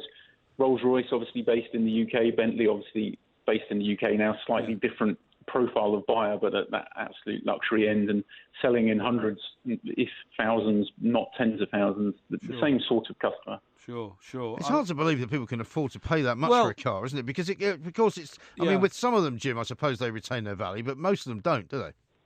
Absolutely. I think an awful lot of them do drop. Now, the highest of high-end cars actually hold on to their value a bit better than some of the more mainstream models. And again, that would be another reason why Aston Martin can charge more than Jaguar. They're probably going to hold on to more of their value. But you're absolutely right. You do give away an awful lot of money when you drive off the forecourt. You automatically give away the 20% VAT for sure. Now, the really limited edition cars do tend to rise in value, and that's where the supercar makers really do well, because to get on the list that allows you to buy the limited edition car, you generally have to buy a couple of the more mainstream supercars first. So they play the game extremely well, but these cars really are the highest end of being aspirational, and they are only looking for hundreds, maybe a few thousand buyers each time, not the tens of thousands that your Fords or your Renaults or your Peugeots might be looking for when they build a car. Sure, and presumably, Jim, the revolution in the world economy, which happened when Russia became, a freer country, when China suddenly found its economy, India and all that, I mean, that has just clearly made these supercars now in greater demand because of the greater wealth in the world. Absolutely, and it's as ever, the saying is true. Even when the poor get poorer, the rich still get richer. Yeah. And that has spread around the world to the extent that all of these high-end manufacturers, they really did scrabble to get into China as the market opened there, and it was booming. It has slipped back. The sort of overt show of wealth has fallen out of favour in China, so they are struggling again. Chinese also, they're driven, they don't drive themselves, so the supercar makers haven't made quite as much ground as perhaps the big luxury limousine makers like Rolls-Royce and Bentley did. But so there's different kinds of buyers, but definitely the doors are opening and have opened around the world as a result of this. Well, Jim, listen, thank you very much Jim. indeed. Editorial Director of Autocar. You're going to get yourself an Aston Martin speedboat then to potter about in Portsmouth Harbour in. It'd be like Captain Pugwash. That's funny. It'd be great. Yeah, at least I've got somewhere to potter around in. Okay? Well, indeed. Yeah. I've got some sea to potter around in as well, but I wouldn't get an Aston Martin speedboat. Across the UK, online and on DAB. The Two Mics on Talk Radio. We'll get you talking. Baby, you and I are not the same. You say you like the sun, I like the... This is Talk Radio. We are the Two Mics. Ask Porky's coming up a little while, coming up later on this hour, of course, and that will be when you get your opportunity to ask any question you like of the Porkmeister. He will answer it in the best way possible, with as much brevity and information as he possibly can. It could be about anything at all. It could be about matters of the heart. Informatively. It can be about anything. It can be about your business. It can be about your relationships. It can be about your concerns. It can be about your aspirations. Holiday destinations. Holidays. I've just found out somebody very interesting is going to go where I'm going, actually. So oh, I'll tell really? you about that in a minute. Not at the same time? Yes, at the same time. How are you going to give them the bum's rush? Well, you wait and see who it is, and you might want to give them the bum's rush. Okay. Now, Eddie Temple Morris is a man that we know well. He's from Virgin Radio. He's also one of the organisers of the Secret Garden Party, right, which is often known as SGP. I thought I'd just tell you that. The Secret Garden Party, do you know where it goes on? It goes on in... a place called Abbots Ripton. Abbots Ripton, where's that? Which is near Huntingdon. Near Huntingdon. Which is where John Major came from, isn't it? John Major's constituency was Huntingdon. Was it? And that's why he had a family home there, but he actually comes from Brixton. Does he? Believe it or not. Oh, okay. That's why he goes to the Kennington Tandoori all the time. That's right, Brixton. Well, let's talk to Eddie anyway, because, there's a very weird story doing the rounds at the moment. I know. Because it's festival season, right? Yep. I don't imagine you've ever been to a rock festival, have you? No, I wouldn't want to go. I've been to many. No, I mean that literally is, without being rude to the people who go there. That is a meeting and a mass meeting of the Great Unwashed. Well, it is the Great Unwashed. That's why you go. Reading and Leeds have banned pineapples though as well. So we're going to find out from Eddie why on earth this is going on. Eddie, a very good afternoon to you, and thank you for sparing the time to talk to us. Hello, Mike. It's nice to be with you and nice to discuss such a serious serious matter. With the terrible lack of diversity in the UK festival landscape, I'm glad we're discussing. Well, indeed. I mean, you'll have to give yourself a good plug for the Secret Garden Party a little bit later on. But why on earth have pineapples been banned at Reading and Leeds? I mean, Reading is a place where, I remember the Reading Rock Festival when it used to be just for bikers and people wearing Lola leather. Right. And basically it was a sort of a motorhead fest and you went there and got absolutely filthy. So the idea of banning anything would have been ridiculous, but to ban a pineapple seems mad. Yeah.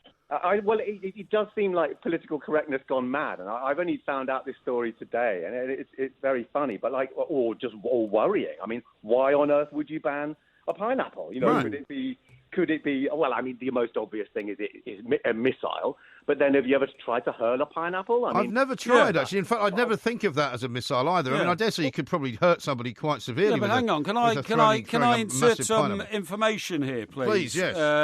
Eddie, because apparently this is all down to the fact that those two gigs is going to be a band called Glass Animals. They're from Oxford.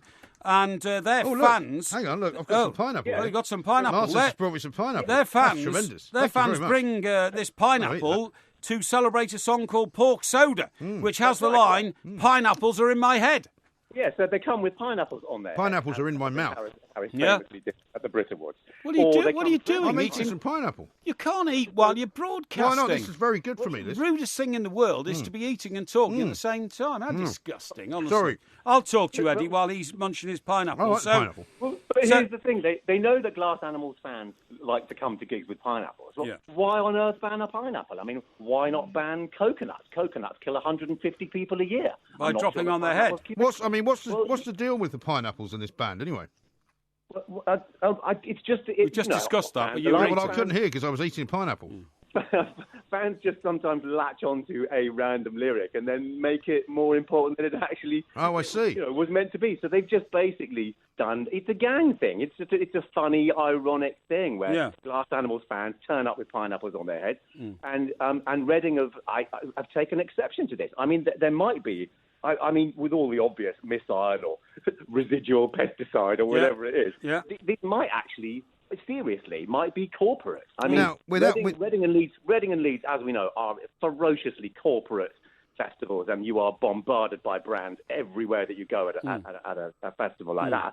You know, it might be as simple as that they've done a deal with, I don't know, Feist or Chiquita to have lots of annoying inflatable bananas on the main stage, which would be seriously compromised by the appearance of 500 pineapples. Rock and roll ain't what it used to be, is all I can tell you. Right. But I don't want you to think that I'm a frequenter of that many rock festivals these days. I'm getting a bit long in the tooth for that. But I can imagine most of the rock festivals I've ever been to, they're trying to ban many things, and lots of things happen to get through at the front gate, and many of them are illegal substances. But they're going to let them in, and they're going to ban pineapples. Seems crazy. You'll be delighted to know, both of you, that Joe Seaward, who was the drummer for this band, Glass Animals, he is making an official protest. He says it's fruitist, and that it's anti-fruit, that their fans should be allowed to bring the pineapples. I know what you mean about pineapples being heavy and all that, but surely a lot of them will get by just secreting a tin of pineapple chunks I'll tell you what, in their food, won't they? You could throw a tin of pineapples at someone, that would really hurt them. No, but if you empty the tin of pineapples into your hand, you've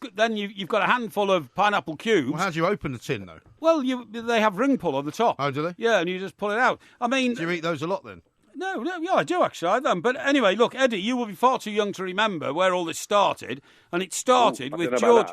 No, you will. George Harrison. You managed to get the Beatles into this. Yeah, famous member of the Beatles. Once said in an interview that his favourite sweet was Jelly Babies. The next time they went on stage, in the latter sort of months of them actually touring, the equipment all failed because thousands of fans were hurling Jelly Babies on the stage, which jammed up all the equipment. So maybe there is a precedent to the fact that if you hurl fruit on the stage at a rock concert, you're going to damage the ability for the band to perform. Well, this is Reading Festival talking here, and this is, as you know, Mike, from your early experiences of it when it was a rock festival. It's really famous for people lobbing huge bags of piss on stage. So they've got much more damaging to electricity things to worry about. God, this is a family show, you know. It's not Virgin you're on now, mate. For heaven's sake. Now you've still got a chance to mention the Secret Garden Party if you can manage to keep it clean. Sure. Okay. Well, I mean, this is a reason why Secret Garden Party doesn't have any brands or sponsors, and we don't even allow logos on site. Right. And there's little point in plugging because it was the last one this year. We decided to kill it because people... Oh, really? So it's already happened?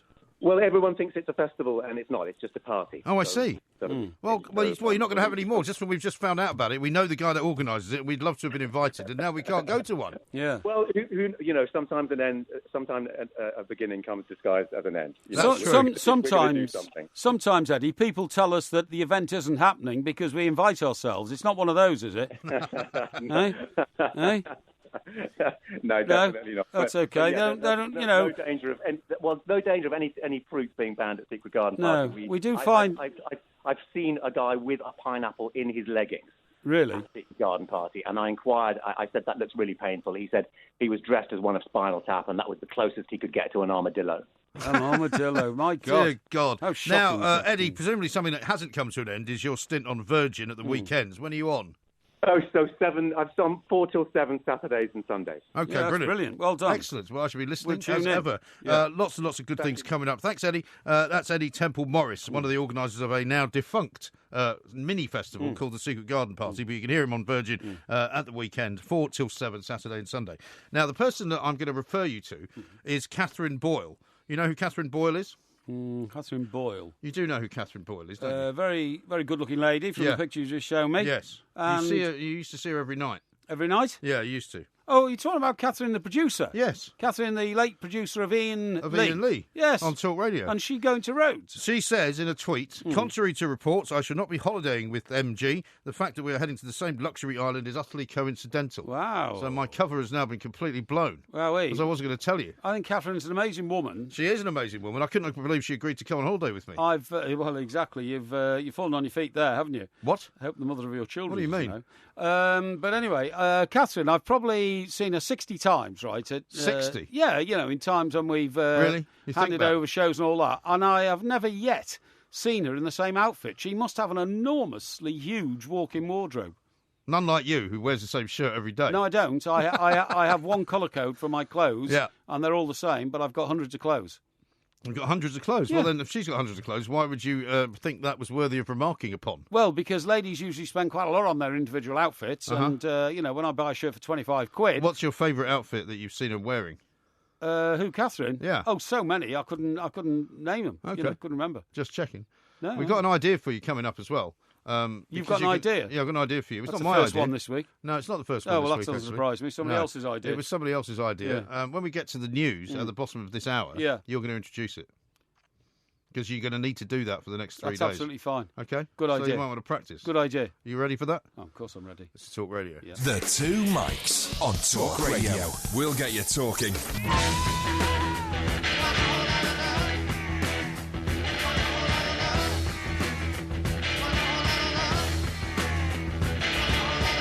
OK, folks, you're listening to talkRADIO. It's myself, the Portmeister. I'm with MG at the moment, but not for much longer. This boy's going off on holiday, but I'm going to be with you. I might just go now, actually. You could do. I mean, you're as much use as I would say, as a Saturday on a Friday. You know what I mean? What's that? Well, that's just an expression I use. Well, just right. called pineapple. Now then, folks, before we get on with the show, let me tell you this. On Friday... Sorry, what's that noise you make? I'm just throwing some of your notes away. Yeah. Well, you're going to regret that, because one of these days somebody will pay for Got it in the basket as well. 3 points for me. One of these days, Can somebody will pay for those. Right now then, remember folks, on Fridays at 7 p.m. here on talkRADIO, it's time for the mother of all talk shows. The mother of all talk shows. With, of course, gorgeous George Galloway. Yes. George will share his point of view and take your calls on the most controversial stories of the week. Tune in for the mother of all talk shows with George Galloway on Friday from 7 until 10, here only on talkRADIO. Indeed. Ross says this, I recommend the New Day Festival in Kent in August. It's got Barclay James Harvest, Wishbone Ash. You should both come down. Crikey, Barclay James Harvest has been around since I've been around. They have, yeah. They must be pretty ancient. Be 70. Yeah, absolutely right. I'm and not Wishbone 70, Ash are probably not much... Well, you're not far off that. Right. Danny says, how can you eat and broadcast at the same time? This is coming from a guy drinking alcohol on air an hour ago. No. Hashtag plank. Oh, yeah, but you see, alcohol is the imbibement of alcohol. Who are you? Who are you? The imbibement of alcohol has two purposes. Yes. One, it lubricates... Have you finished that wine now, by the way? It's all gone. It's out the It's studio. all gone. So please don't make, all sorts of allegations. Well, no, but you're quite compos mentis considering you've had a couple of glasses. Well, hang on, let me tell you. Alcohol, first of all, lubricates the vocal cords. And secondly... It can dehydrate as well, though. And secondly, it releases endorphins into the system, which cannot... You mean endorphins? Yeah, endorphins. That's exactly what I said. And we've already done a survey today which is saying that one glass of wine a night can actually increase and improve your performance levels in life. Yeah, well, as long as you keep telling yourself that, I'm sure you'll convince yourself one of these days. Now, talkRADIO have also put out a little video of me being served the pineapples via Marta, and me eating the pineapples while you were talking to Eddie Temple Morris. Yes, that's right. He was rather a foul-mouthed DJ, wasn't he? Well, I mean, there was a bit of stuff there which you wouldn't normally put on a family show like ours. Indeed. Okay? Now, how about this from Donovan? Did I just hear Porky say he has a dance when he wakes up in the morning? If so, what tune is his favourite to start the day? No, I suppose that could be an Ask Porky, but I don't think you do actually start the day with a dance, do you? I bounce out of bed, literally. I have a routine for getting out of bed where I sort of, I bend sort of backwards like a coiled spring, and then whoosh, I spring out of bed. Whoosh? Yes, and I'm you up and bend running. backwards if you're lying down. Well, what you do is you position yourself round at a degree of 90 degrees. So the side of the bed is where your feet are. Okay. And then, so your feet are already dangling off, you mean? No. My feet are raised, and I then spring forward and land on my feet. What a bizarre way to get out of bed. Yeah, well, it's... You do yourself an injury. It certainly wakes you up. Manny says this, if people have trouble sleeping, just tell them to listen to Mike Parry banging on about nothing. Yeah, what do you mean? I think you were talking about the last time you were telling that story about Mallorca. Oh, I see. Right, now then, Lucy here, who's a great fan of the show, and I think she's part of the Porky Army, so I'll be expecting her to call in over the next couple of days to talk to me. She says, humanities education, brackets if it's real, organises your psyche, grounds you, puts you on a rock and makes you a force to contend with. And she says that's a quote from some jerk. No, she didn't call him a jerk. That's not very nice. Called Jordan Peterson. Okay. Do you know who that is? No. Oh. Do you? Ramit says this. It's my birthday, guys. I don't know. I want a legendary wish from my favourite, the legendary Two Mikes. Thank you very much indeed. So he wants you to wish him a happy birthday. And doesn't say how many years he is in celebrating. Is this Ramit? Ramit, Yes, I've got it here. Right, Ramit says, legendary wish. Ramit, can I just say this, pal? You haven't told us how old you are, so I presume that you're ashamed of your age, but there's no need to be ashamed of getting older. We all do. I want you to have a great day. I want you to have a great life. And I want you also to remember that when it comes to learning about life, and that is the University of Life, you are nowhere if you're not listening to the Two Mics. Yes, indeed. Now, you say that you shouldn't be ashamed of your age, but you don't tell people what age you are, do you? I don't need to. What do you mean don't need to? Well, they can look it up, can't they? Everybody can look it up. Well, they look it up on Wikipedia. It says you're 82, which is obviously incorrect. It does, which is fine. I've just seen, by the way, you said that we've just had a little video put out of you eating pineapple, which I find a little bit unpalatable, but unpalatable. I should say. But can I just say that prior to that, of course, about 25 minutes ago, we did put out a little video of me getting involved in the wine tasting with the Wine Bird. And I have to say, it's educative and educative. Yeah, you're just starting to make up words now. And instructive, and full of fun. Right. Yeah. Did you see the picture I put out last night? By the way, when I was walking home, yes, around about sort of 6 o'clockish, and I walked down, as you know, down towards Rotherhithe, where the river is. Right. And there was a massive ship going down. Was that past a cruise liner? It looked like a mini cruise liner. Yeah, okay. I've got the picture here. It's a Majesty cruise line. I don't know if you've ever heard of them. Yeah. But I just thought it was interesting because it was at the end of the street. It's great. And it was really quite cool. People were waving from the boat to the people in the pub and all the rest of it. Back? I didn't know because I was walking and I thought I was too far away. But there were people on the balconies waving at them. Yeah. Because there's quite an interesting sort of tall ships festival they have on that part of the river. Right, I think they might have had it already, but it usually happens sometime in July or August, and they have all kinds of Spanish galleons coming up. I know what you mean. You know, old clipper ships like the Cutty Sark. It's amazing. It's so interesting that because when I lived in the northeast, when I first went there as a training reporter, I lived in Wallsend, which of course is famous for Wallsend Boys Club, where Alan Shearer and many great footballers from the northeast learnt their trade. Yes. However, the street I was in was the street, one of about half a dozen streets, where they took that famous picture, which I'm sure you've seen, of this huge boat being built in Swan Hunters shipyard. Yes. Right at the end of the street, and Swan Hunters had been scaled down then, so I didn't actually see it. Right. But the guy who owned the flat in which I lived, who lived downstairs, said, no, this was the street where they took the famous picture. And he took me down to show me where the boat, and the boat actually was so big that when they built it, it came about 20 feet into the street and very nearly touched the nearest terrace house. I bet it did. It's an incredible thing to see. When I briefly, towards the end of my time in Glasgow, I lived down by the Clyde shipyards. Yes. And they're much smaller now than they used to be, but they were still the British Aerospace one. Yes. And they were building, I think, it wasn't an aircraft carrier, it was some kind of naval ship. Yeah, anyway. right. But when they launched it into the river, it actually they miscalculated. It actually hit the opposite side of the bank of the river. Yeah, well, that's dangerous. Which I mean, it didn't do the thing any harm. Well, you never know. It was very embarrassing. Yeah. You know, sometimes... it was a bit like, the submarine guy who crashed into the side of the loch when they were coming up out of Loch Long. And the submarine was worth $1 billion quid, so that was quite a mistake. Have you seen that weird story from Scandinavia about the submarine, by the way? There's some guy who's built his own submarine. Oh, yeah, and an English journalist girl was supposed to be in the submarine when it sank. Yeah. But then when the Denmark divers, it was in Denmark, went down to try and recover her body, there was no body. No, no body. So she was not... And by the way, this is the strangest thing about it is, it was a homemade submarine. Well, that's the thing. How do you make a homemade submarine? Well, it's one of those weird stories. How do you make your own submarine? Well, I suppose if you can make a boat, you can make a submarine, can't you? I suppose you can. As long as you've got the expertise. Yeah, but you'd have to have great expertise in working out the ballast tanks. Oh, yeah. Because if you don't get the ballast tanks right, the submarine goes down, but it never comes up again. Yes. Now, our good friend Julia and her husband are off on holiday in Ibiza. And she sent me a little note to say, I'm sweltering in Ibiza, but please tell Paul he's sounding great. Yes, well, that's very kind of you. In fact, I saw Julia at an exhibition at the National Exhibition Centre. Did you? In Birmingham earlier this year. Oh, yeah. When we had a celebration of the Porky Scratchings, and millions of people flocked to Birmingham to taste them and buy them. And she told me then she was going to Ibiza, so this is the week she's gone. Yeah, so, Julia, I hope you're having a great holiday. Yes. There you are. Nice of them to be listening out there, isn't it? It is very nice. Yes, Well, people listen all over the world, Yes, that's right. Now, what time is it now? It's very much time for you to make a short announcement. Right, I'm going to make a short announcement. Are you going to make a short announcement? OK, this is Talk Radio. Yeah. I'm the Baltmeister. Yeah. He's MG. He's not going to be here tomorrow. I am. So I thought it's about time I started taking over the responsibilities of this show. Yeah. And I'm going to tell you that very shortly. How shortly? I'm delighted that we are going to be given what's happening in the world, the news, as read by the wonderful Victoria Bourne. Talk Radio.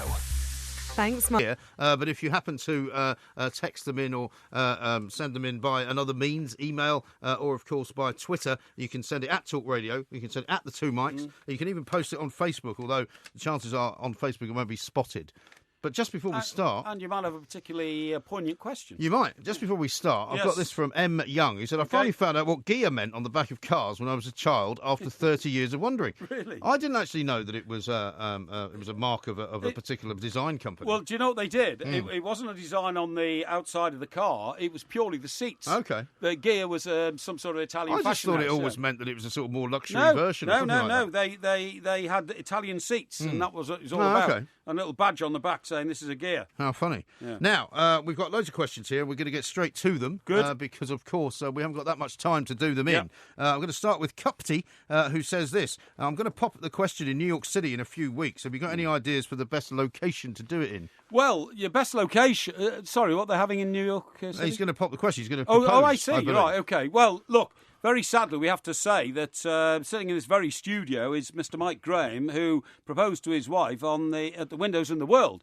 which was the fantastic restaurant at the top of the Twin Towers. That's right. Sadly, of course, for reasons well known to the world now, that's not there anymore. What I would say is that anywhere you do it in New York City is going to be spectacular, because New York City is a spectacular location. Yeah. I can't advise you on any one location, but what I can say to you is this. Why not do it on the plane on the way over? Well, you could do that. I would. But isn't that a bit public, though, in terms of like doing it in front of lots of other people? No, I think it'd be fantastic. Really? I would have a word with the people on board the plane. If you go on British Airways, by the way, they'll be very helpful to you. And just say to the captain, I want to propose to my wife at 32,000 feet, midway between the United Kingdom and the United States of America. Okay. That would be truly spectacular. All right. Now, Paul has got another question of a family type of scenario. He says, I'm 37 in November and I have 2 kids. My son Joseph, who is nearly 2, and my daughter Isabella, who is 4 this month. My wife would like another child, but I'm thinking just 2 is enough. Let them grow up so I can get back to getting bladderated with the lads and have the occasional meal with the wife. What should I do? You've got to sort that out between yourselves. What I would do is I'd have another child, because childbearing years, they come and they go. And sometimes people regret later saying, I wish I had another child. Now, I'm a third child. Well, I'm the middle child of 3. Yeah. And all I can say to you is this. From my own experience, if I'd have had just my elder sister, it would have been great. But I had an elder sister and a younger sister, and that was brilliant. So I would advise you to have more children. OK. Richard says, as the taxpayers, aren't we entitled to a full breakdown of what the £37 million was spent on for this ridiculous garden bridge, which is no longer now going to be built? Yeah, you are, but I think mostly that bill was footed by people in London. And as... yeah, but it's still an awful lot of money for nothing it's a hell of a lot of money. Happened, isn't it? It's a hell of a lot of money, and there's great allegations around this morning that it's all a spiteful reaction by the present Mayor of London, Mr Sadiq Khan, against the previous Mayor of London, Boris Johnson. I think to waste anything like £37 million in public money does definitely deserve a public inquiry, and somebody should be made accountable, because the bridge is now not going to be built, and I think it's a disgrace. Baggy Neil says, is it advisable to have mild blood aeration in 90 degrees heat here in Salou? Well, I certainly wouldn't. In 90 degrees heat, I wouldn't be drinking, honestly. I'd be in the shade. I wouldn't want to go there. When I have been to hot places, and I joined Mr Graham here in Mallorca last year, there was shade, there was a swimming pool, there were periods of eating. Staying out of the sun as well. Staying out of the sun, eating in a beautiful restaurant with plenty of shade and all that. That's fine to do it. But you stick yourself out in the sun 90 degrees, you're going to die. Don't do it. Do not drink or imbibe in naked sunlight under any circumstances. 50 Inc. says this, a loft conversion in my property, or get a camper van and leave the UK and all of its madness. Loft conversion, pal. Just remember this. If you were born in the UK and brought up here, you've actually won the lottery of life. We're one of the greatest countries in the world. We're most civilised. We're the 5th biggest economy in the world. We're very lucky to be here. Cherish the country you've got, and certainly add to your property by having a loft conversion. Don't even think for a second about getting a camper van and going off on some mad hippie journey across the world. Now, there's a guy here who's got a problem with the way that you read out the telephone number. He says, Mr. Parry, what number is O? His name is Steve. He says, there is no such number as O. It is 0. This is very frustrating when intellectuals like yourself don't know the difference between numbers and letters. Yeah, OK. Well, I don't care what you think, pal. As far as I'm concerned, if I had a meringue now, I'd pick it up and squash it in your face, because you're trying to be, particular. Pedantic, isn't it? And pedantic and pathetic. Well, I've got some good news for you, actually, off. because in his question that he posted on Facebook, he says you don't know the difference, spell N-O. Yes, exactly. So he doesn't know the difference between N-O and K-N-O-W. Yeah, a product of thick-headedness. Indeed. Here's one from Josh, who says, would you rather rewind 20 years and do it all again, or go forward 5 years and know the future? I wouldn't want to go back 20 years and do it all again. It's been, too tiring, and I haven't got the energy left in my body now to do all that again. However, I haven't regretted a day in my life so far, and in 5 years' time, I hope I still haven't regretted a day. Here's one from Wardy, who says, can you ask Porky, I'm about to change jobs to work nights. How will I best adapt my sleep pattern? Well, it's a difficult thing to do that, because a human being is not meant to be working around the clock, and certainly not meant to be working in dark hours.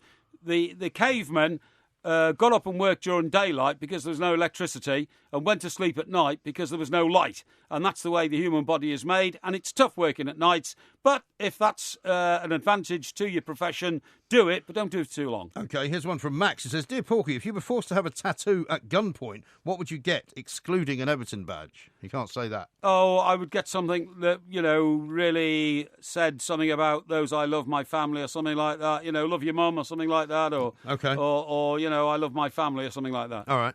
Here's one from Adam, who says, with MG away from the two mics, does this mean that Mike Parry will read and answer the questions for the Porky quiz? I predict 10 out of 10.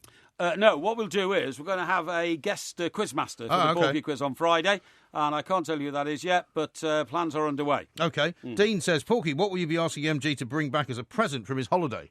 I don't want anything from MG. I've never asked him for anything in my life. I usually bring you some kind of tat from the local junk shop. Yeah, I mean, fridge magnet. I think 2 years ago you brought me something back, and you stuck a $40.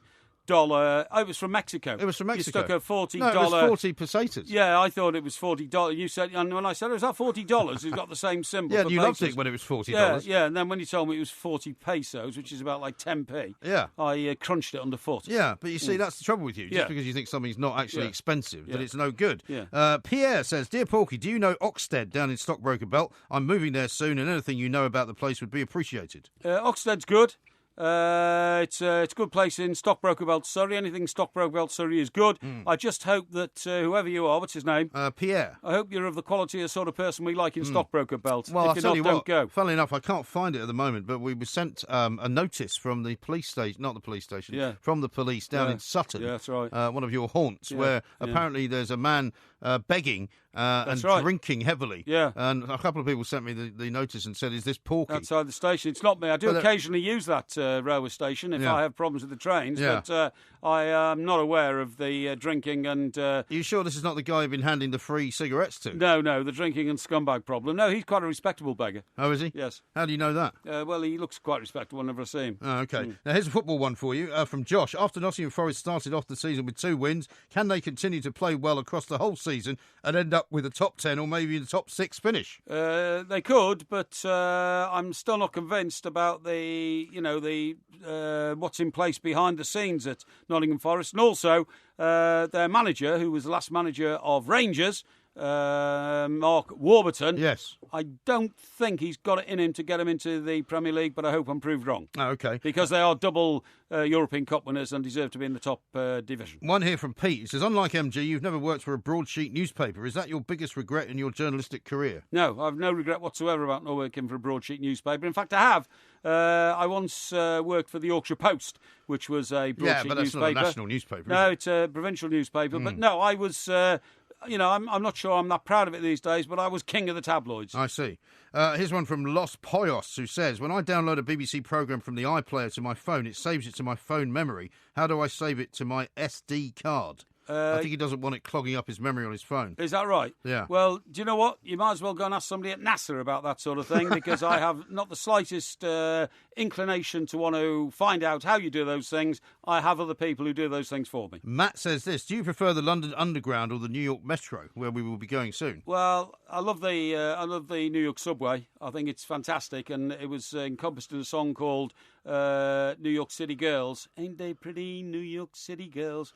Ride the subway and all that kind of stuff. Okay. However, I have a greater affection also for the Tube in London because, of course, it's where I have worked for the better part of the last 35 Many a year. years. Did you see, by the way, the other day I saw this, they're going to extend the Bakerloo line into Lewisham. Into Lewisham. And one of the problems with living in South London has always been there's no real coverage on the Underground. I'm glad you told me that, because I'm off now after the show to buy some property in Lewisham. Oh, yeah? It'll rock it once you get a tube but you know how long, station down. but unfortunately, because it's not China, do you know how long it's going to take them? No. It's going to take them until about 2030. 2030. That's some mad amount of time, you know. Good. Here's one from Haz, and a lot of people have asked this question. How did the nickname Porky come about, and when was it bestowed upon you? Bestowed upon me by Mr. Alan Brazil, with whom I will be doing, by the way, the Saturday warm-up this Saturday between 11 and 1. And 1, I believe, yeah. And Mr. Brazil will be with me. He once said that I put a bit of weight on, called me Porky Parry. It's stuck ever since. Okay.